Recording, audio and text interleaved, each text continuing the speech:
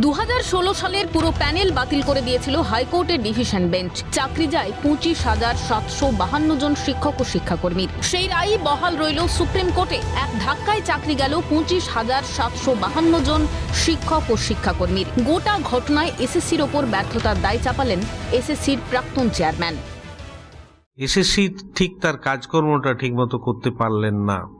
তারা বললেন যে 5,300কে তারা অ্যাসার্টেন করছেন যে এরা একেবারেই ঠিক মতো হয়নি বা অন্যায়ভাবে হয়েছে।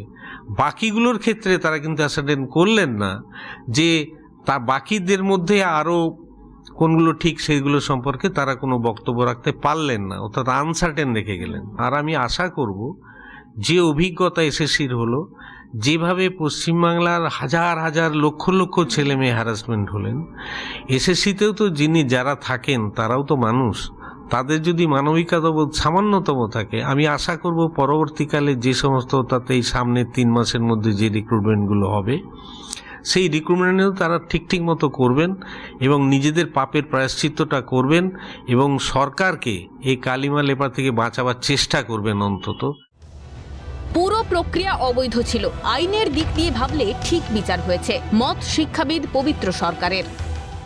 পুরো প্রক্রিয়াটাই অবৈধ, নির্বাচন যেভাবে করা হয়েছে।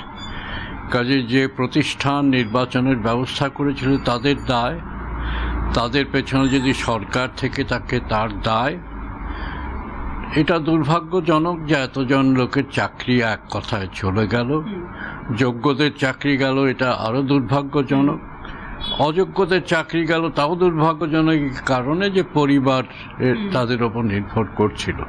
মানবিকভাবে দেখলে আমার এইটা মনে হয়, কিন্তু যখন নিরপেক্ষ আইনের চোখ দিয়ে দেখি তখন মনে হয় যে যেহেতু পুরো প্রক্রিয়াটা দুর্নীতির দ্বারা কলঙ্কিত, সুতরাং এইটাই ঠিক বিচার হয়েছে এবং দায় নিতে হবে ওই প্রাথমিক এডুকেশন শিক্ষা কাউন্সিল এবং রাজ্য সরকারকে দায় নিতে হবে।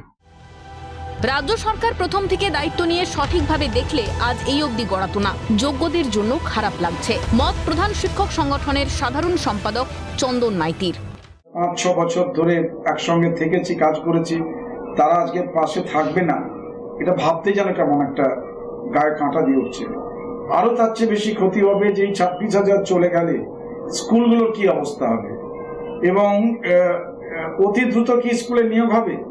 যদি নিয়োগ না হয় তাহলে এই পূর্ণতা কোথা থেকে পাবে? এবং যারা এতদিন চাকরি করলেন তাদের বেতন ফেরত সহ নানানভাবে যে সামাজিক অবস্থান আমাদের, যে যোগ্য অযোগ্য এবং শিক্ষাক্ষেত্রে যে ধরনের ঘটনাগুলো ঘটলো, আমার মনে হয় রাজ্য সরকার যদি প্রথম থেকে তার দায়িত্ব নিয়ে ব্যাপারগুলোকে সঠিকভাবে দেখতেন আজকে এই অবস্থা পর্যন্ত গড়াতো না। হয়তো বা সেখানে সবাইকে রেখে তারা চলতে চেয়েছিলেন, কিন্তু সেটা তো সম্ভব হলো না। আইনের চোখে সবাই অপরাধী হয়ে গেল, যোগ্য অযোগ্য সবাই। এই যোগ্যদের সবচেয়ে জন্য খারাপ লাগে। গোটা ঘটনায় শিক্ষাবিদ কাজী মাসুম আক্তার দায়ী করলেন প্রাক্তন শিক্ষামন্ত্রী বর্তমানে জেলবন্দি পার্থ চট্টোপাধ্যায়কে। ক্ষোভের সুরে বললেন এদের ফাঁসি হওয়া উচিত। এর মধ্যে চাল ছিল, কাঁকড় ছিল, কিছু অবৈধ টিচার ছিল, কিছু বৈধ টিচার ছিল। বৈধ টিচাররা কোনো দোষ করেনি, কোনো পাপ করেনি। এই দোষ বৈধ টিচারদের যে সর্বনষ্ট হলো, তার দোষটা কার, তার পাপটা কার? তার পাপের মূল লোক হচ্ছে পার্থ চট্টোপাধ্যায়, প্রাক্তন শিক্ষামন্ত্রী, স্কুল সার্ভিস কমিশনের চেয়ারম্যান, মধ্যশিক্ষা পর্ষদের সভাপতি এবং তাদের বিভিন্ন ছোট বড় মেজো আধিকারিক, আমলা, নেতা, কামলা, ধামলা, এদের প্রত্যেককে ফাঁসি দেওয়া উচিত।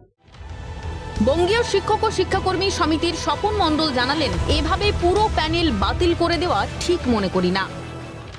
এভাবে পুরো প্যানেলটাকে বাতিল করে দেওয়াটা ঠিক হলো বলে আমরা মনে করি না। তবে এই সুপ্রিম কোর্ট নিশ্চয়ই তারা আইন অনুযায়ী কাজ করেছে বা আইনের মধ্যে থেকেই কাজটা করেছে।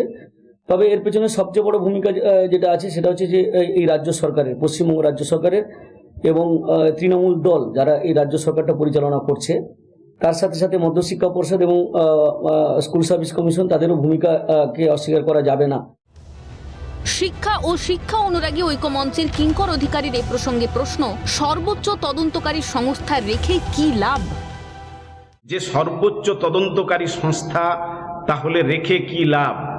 সেই সর্বোচ্চ তদন্তকারী সংস্থা সিবিআই তদন্ত করে তারা যে প্রায় ৬,০০০ নামের তালিকা পেশ করেছিল যারা দুর্নীতির মাধ্যমে নিযুক্ত হয়েছে, এর ভিত্তিতে কেন পৃথকীকরণ করা গেল না, কেন মুড়ি মুড়কি অর্থাৎ যোগ্য অযোগ্য থেকে এক জায়গায় নিয়ে এসে সমস্ত পুরো প্যানেল বাতিল করে দেওয়া হলো?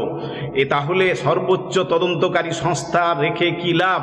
একটা দেশে তদন্তকারী সংস্থা যদি দুর্নীতি যারা মাথা তাদেরকে যদি না ধরতে পারে, যারা যোগ্য অযোগ্য তা যদি চিহ্নিত করতে পারে, তাহলে এই তদন্তকারী সংস্থা রেখে কি লাভ? সুপ্রিম রায় নিয়ে বিভিন্ন মত শিক্ষা মহলে, তবে সবাই এক বাক্যে স্বীকার করছেন যোগ্যদের সঙ্গে যা হলো তা একেবারেই ঠিক নয়। এই ভয়াল দুর্নীতির দায়ে 25,752টি পরিবার আজ সর্বহারা। ভেঙে পড়ছে বাংলার শিক্ষা কাঠামো। এর দায় যদি রাজ্য প্রশাসন আর এসএসসির না হয় তাহলে আর কার? এই প্রশ্ন আর চাকরিহারাদের কান্নাই শোনা যাচ্ছে আজ বঙ্গের অলিগলিতে। ক্যামেরায় শুভময় দাস, জ্যাকি সিং এর সঙ্গে অভিরূপা সাহা এবং মফিজুল ইসলামের রিপোর্ট, ক্যালকাটা নিউজ।